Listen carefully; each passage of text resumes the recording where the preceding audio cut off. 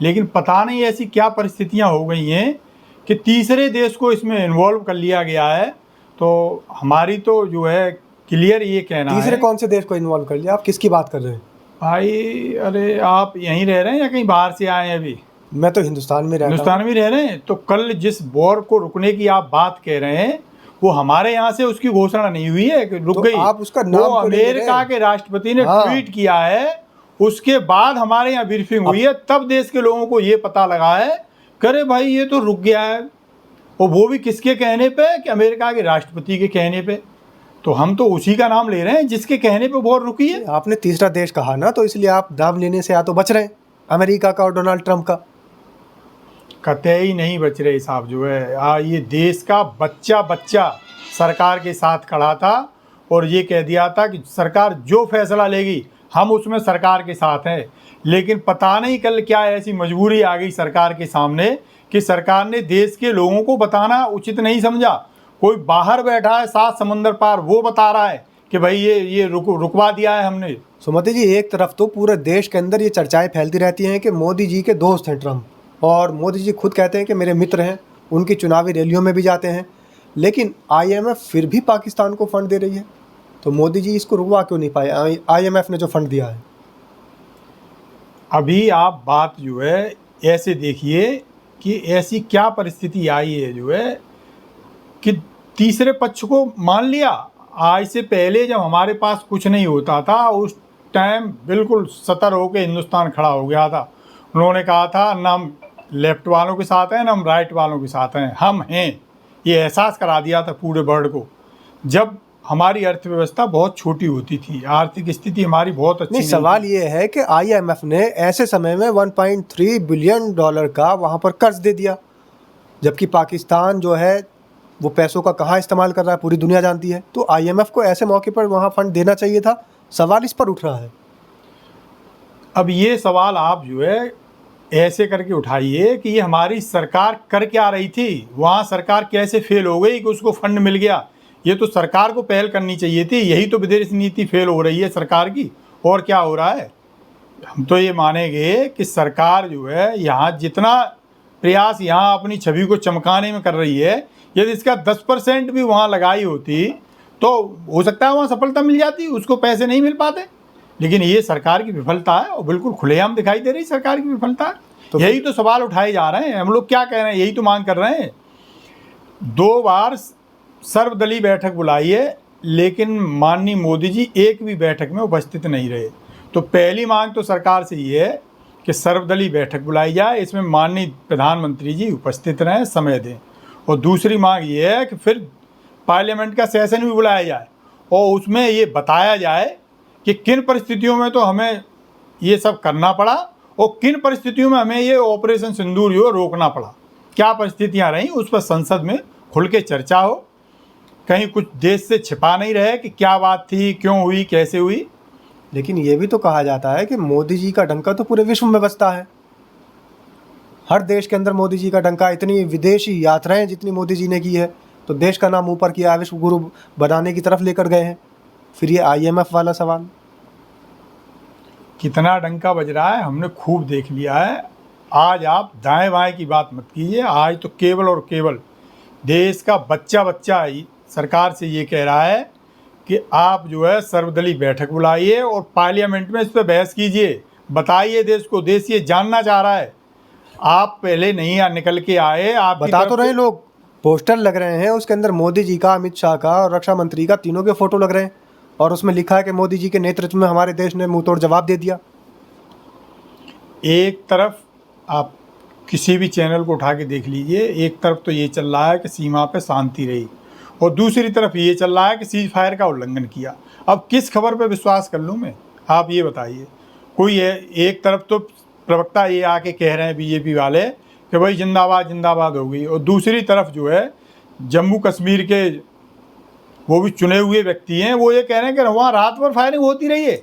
तो किसकी बात मान ली जाए? ये तो सारी दुनिया के सामने है, पूरा देश देख रहा है कि कश्मीर क्या श्रीनगर तक हमले हो चुके हैं। सीज फायर के बाद भी सीज फायर का उल्लंघन हो रहा है, और श्रीनगर के हालात देखिए आप, कितने हमले हो रहे हैं वहाँ। बिल्कुल साफ है ये तो। ये सरकार पता नहीं, हम तो समझ नहीं पा रहे हैं साहब, ऐसी क्या परिस्थिति इसके सामने आ गई कि सरकार जो है वहाँ मतलब किसी तीसरे को पंच बना लिया इन्होंने। हमारे तो गले उतर नहीं रही है ये बात। मतलब तीसरे को पंच बनाने का मतलब आपका ये है कि ट्रंप जी की बात इन्होंने मान ली, माननी नहीं चाहिए थी। कतई नहीं माननी चाहिए थी भाई, जब हमने आज तक नहीं मानी थी, हम बिल्कुल तन के खड़े थे भाई जो है कि ये हमारे और उनके बीच का मामला है, हम किसी तीसरे को इन्वॉल्व नहीं करेंगे।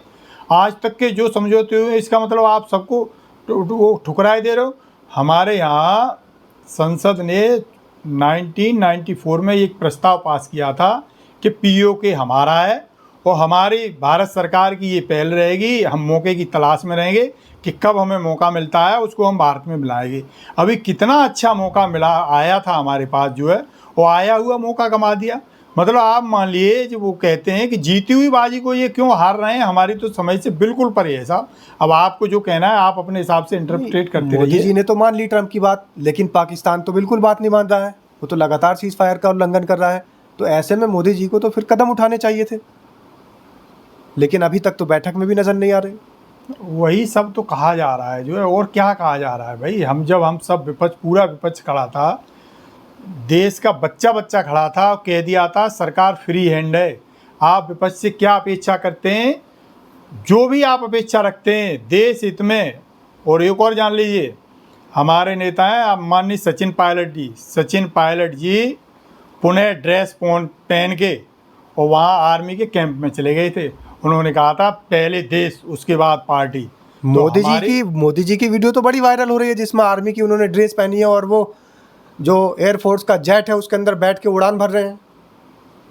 मोदी जी ने कब ट्रेनिंग ले ली है भाई जेट चलाने की, मुझे तो नहीं पता है, लेकिन मुझे अपने नेता का पता है कि वो ट्रेंड पायलट है, हर किस्म के विमान को वो चला सकता है। तो वो अपनी सेवाएं देने के लिए वहाँ गया था। एक होते हैं शेर, एक कागजी शेर होते हैं और एक शेर वो भी होते हैं जो गाए जाते हैं। तो मुझे तो लगता है ये गाने वाले शेरों पे मत जाइए, जो शेर है उस पे जाइए। वो शेर आदमी है तब वहाँ गया था, वो तो खाली फ़ोटो शूट कराने के लिए जाना, उसको आप वो नहीं कह सकते जो है कि उसका आप बखान करें इस टाइम पे। ये ऐसे बखान मत करो। वीडियो बहुत वायरल हो रही है और उसके पीछे देशभक्ति के गाने चल रहे हैं। एक तरफ मोदी जी जो है वो पूरी यूनिफॉर्म में है, कैट में बैठ रहे हैं, मुंह तोड़ जवाब दिया पाकिस्तान को, इस तरीके की बातें, वॉइस ओवर चल रहा है खूब उसके अंदर। तो अब फिर मैं कहूँगा तो आप कहेंगे क्या कमी उखाड़ते हो। जो आदमी आज तक अपनी डिग्री तो दिखा नहीं पाया देश को, वो क्या पायलट का सर्टिफिकेट दिखाएगा जो है। कहाँ ट्रेनिंग ले ली उन्होंने भाई, कहीं ट्रेनिंग ले ली है क्या उन्होंने? ये केवल फोटो शूट कराने का एक इवेंट होता है बीजेपी की तरफ से, वो एक दे दिया जाता है आप जैसे भाइयों को जो है, पत्रकार बंधुओं को, वो बस उस पर लगे रहते हैं। अभी देश का मीडिया लग रहा था AI जनरेटेड वीडियो बना के लड़ाई दिखा रहे थे, इधर से ये प्लेन उधर से वो प्लेन। तो एक थोड़ी सी मान मर्यादा रखिए इस टाइम पे, दाएं बाएं के आप सवाल मत कीजिए। इस टाइम तो केवल और केवल देश मोदी जी से ये जानना चाह रहा है कि ऐसी क्या परिस्थितियां आ गई आपके सामने कि आपने तीसरे पक्ष का जो है इसमें दखलंदाजी स्वीकार कर ली, जो आज तक कभी भारत ने नहीं मानी, वो आपने बात मान ली।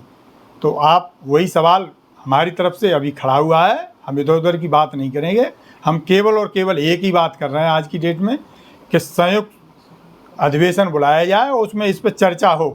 क्योंकि बाहर हम कहीं कहेंगे तो आप फिर हमें कहने लगोगे भाई आप तो पाकिस्तानी के गीत गाते हो, आप तो ये करते हो, आप तो फलाना करते हो। नहीं, पाकिस्तान के गीत गाने की बात हम नहीं कहेंगे, लेकिन मोदी जी को आप बता रहे हैं कि वो फ़ोटो शूट कराते हैं खाली। विपक्ष के कुछ लोग हैं सोशल मीडिया पे कह रहे हैं कि वो अपने सिंदूर को तो बचा नहीं पाए, ऑपरेशन सिंदूर को तो उन्होंने तुरंत लागू कर दिया। इस तरीके की बातें प्रधानमंत्री के लिए करना तो अशोभनीय है ना। कोई पर्सनल कमेंट मत करवाइए आप इस टाइम। ये तो अशोभनीय है, ये तो कहेंगे देश जो है क्या अशोभनीय है, क्या शोभनीय है। मतलब ये देश का मीडिया जो है इतना गिर गया है नीचे, आप उसकी क्या कहना चाहिए। एक तरफ तो देखिए ना, एक हेडिंग चला रहा है सीज फायर घोषित, और दूसरी तरफ एक हेडिंग ये चल रही है कि उसका उल्लंघन किया। आप किस बात पर भरोसा कर लें। और एक तरफ ये हेडिंग चला रहा है कि शांति रही बॉर्डर पे, और दूसरी तरफ दिखा रहा है जो है वो हो गई। तो एक तरफ मतलब दोनों कैसे बातें आप कह रहे हैं, वो ये वाली बातें मत कहो। पब्लिक को केवल और केवल एक मैसेज दो इस टाइम पे कि देश ये जानना चाह रहा है कि आपके सामने ऐसी क्या परिस्थितियां आ गई कि आपने तीसरे पक्ष का जो है दखल स्वीकार कर लिया। चलिए जनता पर छोड़ देते हैं, उनकी राय लेते हैं कि आखिर सुमति यादव जी ने जो बताया उससे कितना सहमत है? क्या अभी भी मोदी जी का जो ऑपरेशन सिंदूर उनके नेतृत्व में चला था वो आगे चलना चाहिए था, या फिर सीज़ फायर का ही हमें समर्थन कर देना चाहिए? शुक्रिया।